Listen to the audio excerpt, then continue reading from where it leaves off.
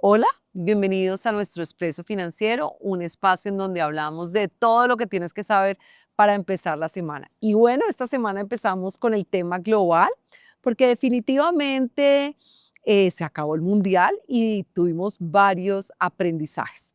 Número uno, pues en materia económica, la cantidad de recursos que movió, em, pues temas de qué tanto pueden resistir los jugadores un mundial tan largo, todo el tema político, cuando Trump básicamente llamó a Infantino para el tema del jugador estadounidense, todos esos hilos políticos y económicos, muchos aprendizajes, pero sobre todo mucha emoción y muchos buenos momentos. Entonces, ¿cómo viste ese cierre del Mundial?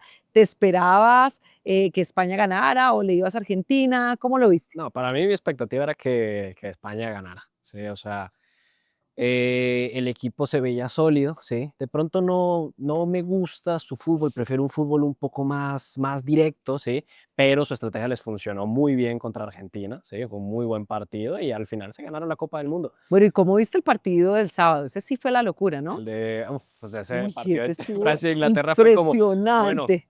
aquí vinimos a lo que vinimos, ¿qué Sí, nos vamos a pa, pa, defender? pa, Vamos a pa, darnos pum, tan, pum, tan, tan. sí, sí. Eso fue un Bueno, no, partido tremendo. impresionante, pero a nivel económico, lo más impresionante es todos los recursos que movió, ¿no? Y pues muchos aprendizajes y vamos a ver el próximo año, la FIFA querría que durara 6 meses y que todo el mundo participara, pero obviamente desde un punto de vista físico, pues para los jugadores es muy difícil, pero bueno, muy gratificante y sobre todo pues también desde un punto de vista económico, pues vamos a ver, esperemos a ver que salgan los datos, pero cuál va a ser el impacto pues en términos de crecimiento para todas estas economías donde se realizó el mundial y en términos generales para las economías, porque el mundial trae mucho, digamos, flujo de recursos, televisores, actividades, fiestas, etcétera, etcétera. Bueno, entonces vamos a esperar, pero pues este tema abrimos la semana llenos, digamos, de gratos recuerdos y pues con cierto pesar que ya se Se haya acabó. acabado. Entonces, también empezamos con temas importantes de aranceles, ¿no? Volvemos con el tema de los aranceles que Estados Unidos le puso aranceles de nuevo a Canadá, que porque la leche de Estados Unidos se la estaban, había, digamos, un trato injusto de los productos estadounidenses lácteos, de los productos de automóviles. Entonces le clavó Estados Unidos su arancel a Canadá Para que lleve. en productos de hockey, en cerveza, bueno, Y mejor leche. dicho, también en leche. Entonces, Sí.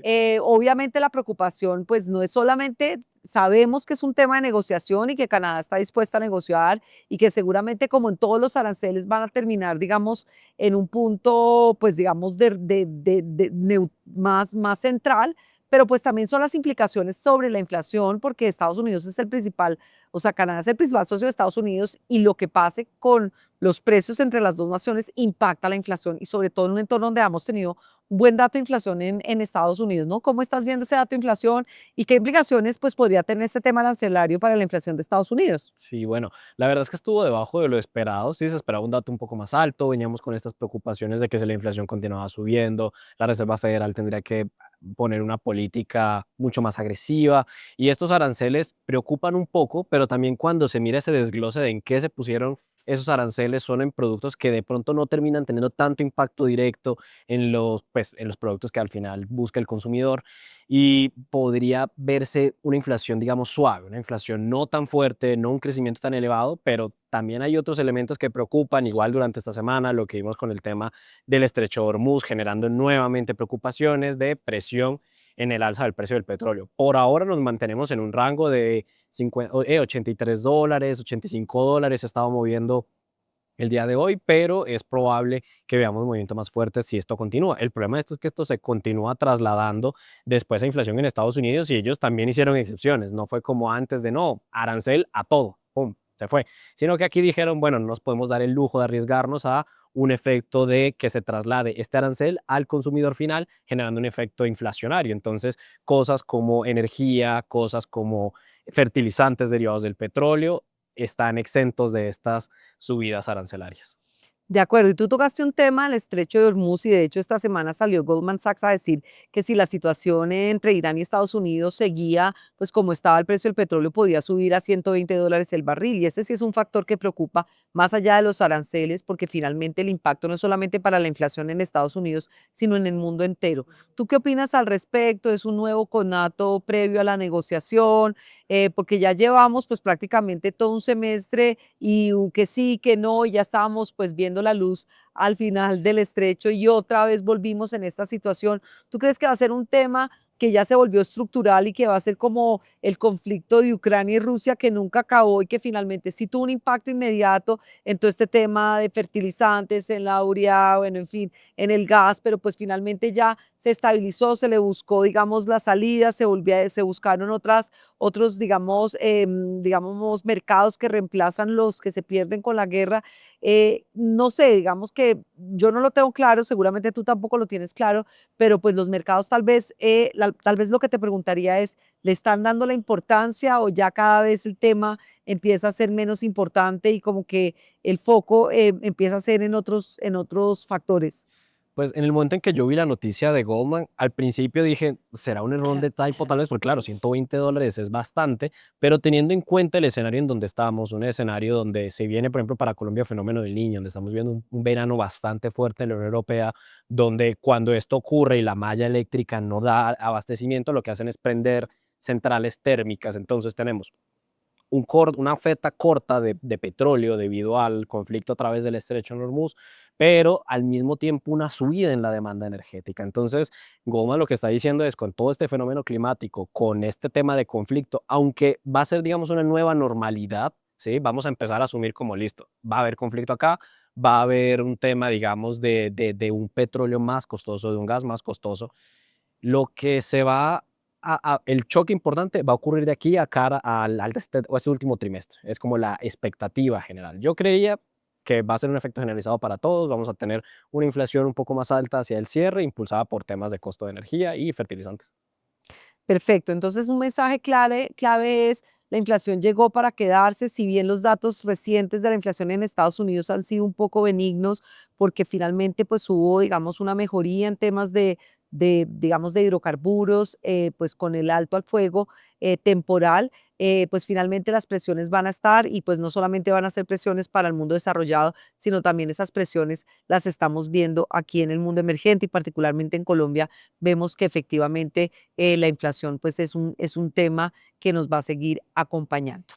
Y bueno, en materia de inflación, pues obviamente empiezan todos estos temas de las expectativas de tasas, ¿no? Entonces teníamos unas probabilidades de que la Fed posiblemente iba a mantener sus tasas inalteradas. Si la situación de Hormuz se incrementa, pues estas probabilidades o se escala durante un tiempo adicional las probabilidades pues de subidas de tasas otra vez pues digamos van a reaparecer o se van a escalar y obviamente eso va a tener implicaciones en el apetito por riesgo. Y hablando de apetito por riesgo, pues queremos pasar un poco a cómo ha venido la temporada de resultados y cómo se han venido comportando estos mercados, ¿no? Esta semana estamos todos atentos a Tesla, a Alphabet, vimos pues también la noticia de que Netflix compró esta empresa de Ben Affleck de inteligencia artificial pues para hacer las series. Entonces cuéntanos un poquito cómo estás viendo esta temporada de resultados, lo que viene, lo que, pues, lo que pasó la semana pasada, lo que viene esta semana y cuáles son esos datos que todos tenemos que estar ahí en el radar para ver un poco, pues, qué va a pasar con nuestras inversiones. Listo. Algo que estamos viendo muy raro, me parece un fenómeno extraño, pero interesante de ver, y es que, por ejemplo, tuvimos una semana negativa para el índice, negativa en S&P, negativa en Nasdaq, y también en Dow Jones, pero positiva en resultados. La mayoría de compañías que mostraron sus resultados fue superamos, generamos sorpresa, sorpresa, sorpresa, resultado positivo, salvo excepciones contadas donde incluso cuando el resultado falla, es una falla marginal, es muy pequeña, ¿sí? Y aún así el castigo es importante, pero también cuando analizamos qué empresas reportaron y a qué se debe este castigo, por ejemplo, tenemos empresas de aviación, tenemos viajes, y lo que ocurre con esto es que en un escenario en donde vemos un petróleo más elevado, donde ya vimos el efecto que tuvimos en la Unión Europea de ese shortage de combustible para avión, de ese encarecimiento, donde y si ya no es tan rentable volar al nivel al que lo estábamos haciendo, entonces para estas compañías la expectativa es que sus márgenes bajen y es más un guidance negativo a futuro lo que generó, digamos, ese resultado negativo para esta semana que acaba de pasar, junto con las expectativas fuertes que hay para todas las tecnológicas. O sea, ahorita lo mencionabas, tenemos Google, tenemos Tesla, tenemos IBM. IBM nos adelantó un poquito ese resultado la semana pasada, y claro, empezaron a hablar de no, es que tenemos menos ventas en nuestro segmento de cloud, tenemos menos ventas en nuestro segmento de servicios, porque han estado recomendando específicamente hacer toda esta migración de inteligencia artificial, contratar estos servicios, y como eran servicios que ellos también suministraban, era un poco extraña esa dinámica de promocionar a la competencia para ellos, lo cual les jugó en contra. Ahora, los resultados esperados se espera que sean muy positivos. O sea, y la expectativa está por el cielo, y cualquier resultado negativo, por pequeño que sea, va a generar un efecto muy grande en el índice. Es lo que estamos viendo, es lo que seguiremos viendo durante toda esta temporada de resultados, lo que llamamos esas asimetrías de castigos muy fuertes a los resultados que no llegan a sorprender, y casi que ninguna recompensa por conseguir el resultado deseado. Perfecto. Bueno, entonces un poco lo que te estoy, digamos, recogiendo y un poco el wrap up es, el forward guidance fue lo que afectó la dinámica de los mercados, o sea, salieron buenos datos, pero la expectativa es que los datos no van a ser tan buenos, y eso pues implicó una desvalorización de la renta variable la última semana, sumada un poco la aversión al riesgo por todo este tema del estrecho de Hormuz, ¿verdad? Exactamente. Y un poco de lo que viene, pues claramente vamos a estar digamos que es el sector tecnológico que va a ser el protagonista, y obviamente ese forward guidance de lo que nos digan, pues también va a ser clave para ver si efectivamente se repunta o se revierte ese resultado bajista de la semana pasada y tenemos algo de mejor dinamismo esta semana, ¿correcto? Así Bueno, es. de chismecitos así corporativos, bueno, lo de Netflix, ¿cómo lo estás viendo? La presencia de inteligencia artificial de forma contundente ya en las series, o sea, ¿hay algo así como que te parezca interesante resaltar sobre esa transacción? Sí, a mí me parece muy llamativo, sobre todo porque teniendo en cuenta cuando uno mira los costos de hacer una película, de hacer una serie, especialmente hay una parte de efectos visuales que es muy costosa de realizar, y hoy en día genera una cantidad de empleo enorme por todo el mundo. Corea del Sur, la Unión Europea, sobre todo Corea, Japón, suelen ser dos focos muy importantes. Y teniendo en cuenta este costo adicional de producir estas películas y estas series y todo este gasto adicional, las películas recientemente han encarecido sus presupuestos de forma astronómica. O sea, cada vez son más millones, y el riesgo de no conseguir la taquilla y luego que los servicios de streaming no generen ese retorno es muy alto, y de hecho se ha notado de pronto en el volumen de películas que hemos visto en este último año. Se espera que, digamos, con estas nuevas tecnologías se puedan reducir esos costos de producción y al mismo tiempo aumentar la calidad de los productos ofertados. Perfecto, o sea, toda la parte, digamos, de perfeccionamiento de la serie y todo esto lo va a hacer inteligencia artificial, y eso pues en principio Esa es la debería expectativa. bajar los costos. Bueno, entendidísimo. Pero sí les tengo un chisme, y es un chisme Bueno, importante. De hecho, cuéntalo, hemos bótalo, estado atentos a todo. bótalo, bótalo. Hemos estado atentos a todo este tema de OpenAI y Apple ahorita con su pleito legal. Apple empezó a colocar demandas, y aunque esto inició como demandas de, oigan, bueno, Apple, dicen ellos que OpenAI les está robando información confidencial de sus productos, de su software, de todo.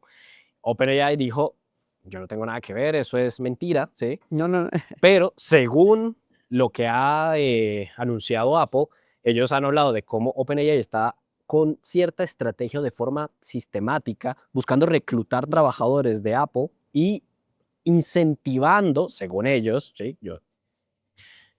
Incentivando que estos trabajadores se lleven prototipos, se lleven piezas, se lleven software, ¿sí? Confidencial. Esto ahorita es todo un pleito, habrá que ver cómo se resuelve, porque también se espera que OpenAI lance un primer producto de hardware, ¿sí?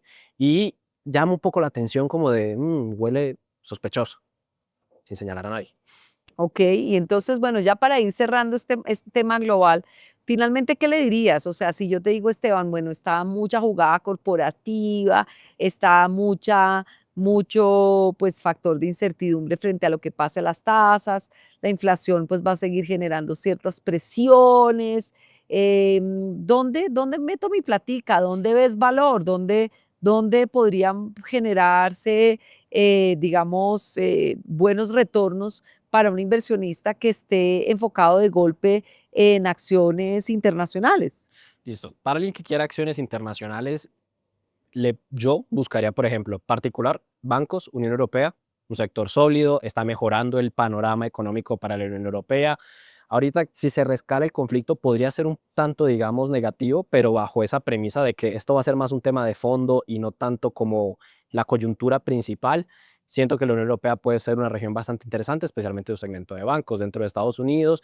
Migrar un poco fuera de tech puede ser lo más interesante porque entre todo este ruido de demandas entre compañías tecnológicas, de expectativas por los cielos, es mucho más probable tener ese potencial de downside en el corto plazo que ese margen que podríamos tener de crecimiento. Entonces, migrar a otros sectores, diversificarse sin abandonar tech, porque igualmente tech va a seguir siendo el motor que va a impulsar a todos los demás sectores a través de todas esas inversiones que están realizando. Pero migrar a sectores que tienen ese potencial interesante, bancos en este momento está teniendo un muy buen desempeño con los resultados que tuvieron, pero también digamos que ese desempeño puede estar un poco más acotado con esas expectativas de largo plazo, que puede que este mismo escenario no se repita para el siguiente trimestre. Entonces, también hay que ser moderado con esas inversiones. Y para mí me sigue gustando Japón.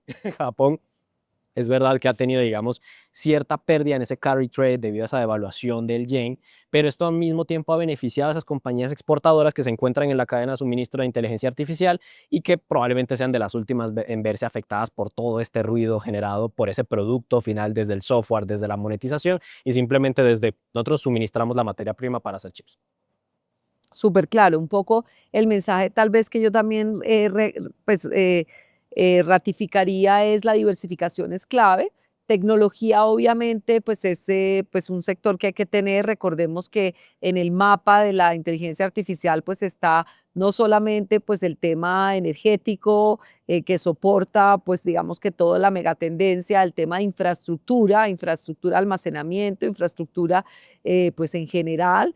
em, Todo el tema, pues digamos, de microchips, pues porque es cómo va a lograr esa tecnología y por supuesto cómo nos llega a nosotros en la apps, cómo va ese tema de las apps. Entonces, en todas esas capas, pues va a haber muchas oportunidades, sobre todo centrarse en aquellas empresas que tengan, digamos, unos números más sólidos, unos números de calidad, digamos, un equipo, digamos, bastante robusto, pero súper importante, cuál es el nivel de apalancamiento de la empresa, si tiene unos indicadores financieros sólidos o no. Y como lo dice Esteban, no es solamente un tema de diversificar intratecnología, de diversificar en diferentes sectores que también, digamos, están beneficiados por todos esos coletazos de las megatendencias, pero también diversificar regionalmente, ¿no? Entonces está pues Colombia, está Estados Unidos, está Japón, la América Latina, beneficiado de todo el boom de commodities,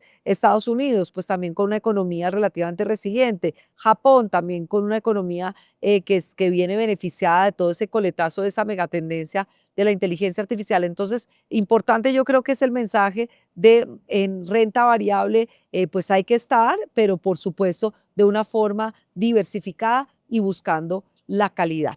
Y bueno, pues hablamos un montón del tema global. Ahora sí, pues nos va a tocar hablar del tema local. Y no podemos empezar a hablar del tema local sin hablar pues del tipo de cambio. En Estados Unidos y en el mundo ha habido volatilidad, pero en Colombia seguimos pues divinamente con ese dólar pegadito hace 3.200. ¿Tú cómo estás viendo ese tipo de cambio? Si nos vamos a ir hacia 3.000, que es lo que algunos analistas hablan, o efectivamente, pues este tema tiene que revertirse tarde o temprano y volver un poco a los niveles de precios un poco más justos que están más hacia 3.500, 3.600. ¿Cómo estás viendo este tema? Bueno, ahí dependiendo del plazo, ¿sí? Lo que veníamos mencionando en este corto plazo es probable que se siga manteniendo en este rango, digamos, de un peso, digamos, fuerte, un peso que le viene ganando al dólar.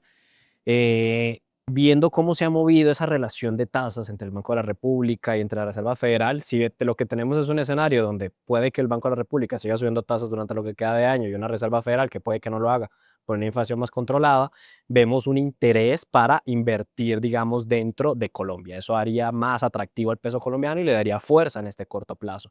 Pero ¿qué es lo que ocurre? Que ese comportamiento, ¿sí? es un comportamiento que ha despegado mucho a Colombia de sus pares de América Latina. Y cuando uno analiza ese resultado de, bueno, hemos tenido primas de riesgo que vienen bajando, hemos tenido una situación, digamos, financiera donde hemos visto un aumento en el déficit de las cuentas corrientes. Hay una preocupación, un elemento de fondo que sigue ahí, que no ha desaparecido, que van a tener que lidiar el nuevo gobierno cuando entre, y cómo va a mover esto la tasa de cambio va a ser un elemento fundamental. Y yo creo que en el largo plazo va a volver nuevamente a esos niveles o a ese curso, digamos, donde debería posicionarse un poco más arriba de donde está en este momento. Por ahora, en el corto plazo, que se mantenga donde está, un poco más abajo, un poquito más arriba. Ahora, en el corto plazo, digamos que esa va a ser la dinámica. En el largo plazo, sí vamos a ver ese cambio de tendencia. Bueno, entonces en síntesis, el que quiera vacacionar hasta Que lo los haga ahorita. 1200, Que lo haga ya. aproveche, exacto. Ese es como el mensaje. Ahora, de temas de que vienen, entonces estamos también preparándonos para la temporada de resultados corporativos en Colombia, ¿verdad? Sí. Cuéntanos un poquito de eso, porque pues ha habido un ruido, sigue habiendo ruido con Ecopetrol, que y hubo además un tema de un hackeo de data este fin de semana que fue complicado, fuera de todos los problemas adicionales que han tenido. Pues ahorita, digamos, sí, una correlación importante con el precio del petróleo y volvió a subir, entonces eso ayuda, pero pues definitivamente también, pues todos muy atentos hacia lo que viene hacia adelante y también es sobre el sector corporativo como una economía pues que ha sido resiliente, pero que tiene un potencial, digamos, de desaceleración un poco hacia adelante si el gasto público se frena de forma contundente, pues podría haber impactado sus resultados, ¿no? Y ahorita pues esta semana tenemos lo del ICE de Colombia para ver cómo viene la economía. Entonces, ¿cómo estás viendo todo este tema macro y un poco hacia lo micro y con esas noticias puntuales y resultados corporativos? Y darnos un poquitico esa luz del mercado accionario local, ¿cómo lo estás viendo? Sí, bueno, a ver, claro, la noticia de Ecopetrol jalonó bastante. También tuvimos un resultado, digamos, negativo esta semana que pasó para Colcap y no, a ver, no hay un buen momento para que uno lo hackeen, pero es raro que en plena transición uno lo hackeen. Entonces, con todo este ruido que ya teníamos de gobierno corporativo dentro de Ecopetrol, esto no le ayuda para nada y los inversionistas, digamos, que tomaron bastante mal la noticia, o esperable, ¿sí? Y eso terminó presionando a Colcap. Al fin y al cabo, Ecopetrol es la segunda empresa que más pesa dentro de Colcap. Y Ecopetrol venía con todo el rally impulsado por tema de petróleo, tema de transición, y ya gran parte de esto fue barrido. Ahora, ¿qué podemos esperar de esto?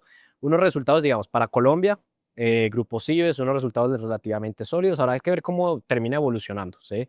Tenemos buenas expectativas para el mercado colombiano, pero siguen siendo expectativas, digamos, moderadas, porque como ya lo mencionaste, tenemos un cambio en ese guidance de una reducción en el gasto público que va a terminar ocurriendo. Podríamos ver algunos beneficiados, incluso de forma temprana. Compañías de sector construcción podrían empezar a verse beneficiadas, pero no en el escenario donde las tasas sigan manteniendo altas. Podría ser muy pronto para ellas. Seguimos esa recomendación hacia financieras, ¿sí? Bancos, CIBES, Banco de Bogotá, Da Vivienda, que suelen desempeñarse mejor en estos escenarios, digamos, de tasas altas. Puede que Da Vivienda no tanto por su exposición a créditos de vivienda, pero para los otros bancos, digamos, con más exposición hacia crédito doméstico, es mucho más interesante. Súper, excelente.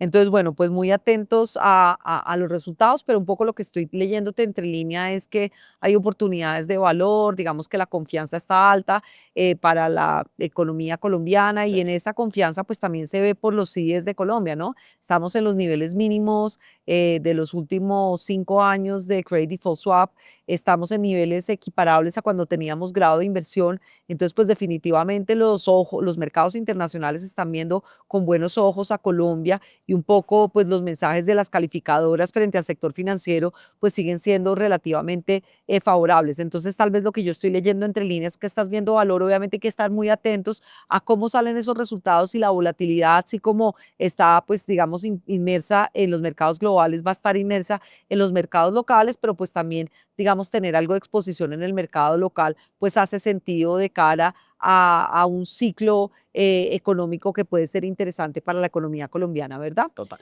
Bueno, y ya para cerrar, Esteban, pues ¿qué quisieras que estuviéramos atentos, que miráramos el mercado de test, que cómo se ha comportado, qué datos relevantes te parece que tenemos que estar ahí como atentos esta semana? Listo. Como datos macro, no contamos con tantos datos macro esta semana. Ya hubo temas de inflación, ya tuvimos El ICE, temas acuérdate, de, el el ICE tema, que el es, tema del ICE. ajá, Pero fundamental, los resultados corporativos de Estados Unidos. Tenemos Alphabet, que es gigante dentro del índice y el resultado que él muestre va a ser la pauta para las demás tecnológicas. Si a Alphabet le va mal, vamos a ver retrocesos en las demás tecnológicas solamente por la correlación tan fuerte que están y eso teniendo podría impactar los mercados locales, en por este supuesto. momento y nos Ujú. terminaría impactando también a nosotros. Y en tema de test, entonces también tuvimos una semana levemente negativa, los tests se subieron un poco, también por las subastas que hubo, pero también venimos de un escenario donde ya teníamos un rally muy largo, ¿sí? Y el margen, digamos, de crecimiento para test en este momento ya no es tan amplio como con el que sí veníamos. En parte también porque se esperan más subidas de tasas por parte del Banco de la República, pero con esa mejora, digamos, en la seguridad o en el riesgo de la deuda de la nación, puede que sigamos viendo subidas, tal vez no tan grandes, pero también no sería extraño ver esos retrocesos continuos ajustándose a esas expectativas tanto de inflación como de tasa. Súper. Y ya para finalizar, el dato curioso, ¿alguna cosa que nos quieras enseñar esta semana? Sí, trayéndoles otro dato, digamos, en esa línea de cosas curiosas que se usaron como monedas en el pasado, en China, por allá en el siglo XIII, se usaban unos bloques de té compacto. Lo que hacían era secar las ramas y hojas de la planta, las compactaban en una especie de lingote y lo usaban como moneda de cambio, especialmente en zonas rurales donde no era tan fácil acceder al papel moneda. O sea, ya aprendimos que con el queso parmesano se pagaba y ahora con lingotes de té. Exactamente. Muy bien. Ya casi nos armamos la mesa. Excelente, muchas gracias. Y bueno, a ustedes, si quieren saber mucho más acerca de estos temas, no olviden seguirnos aquí en nuestro Expreso Financiero. Hasta la próxima.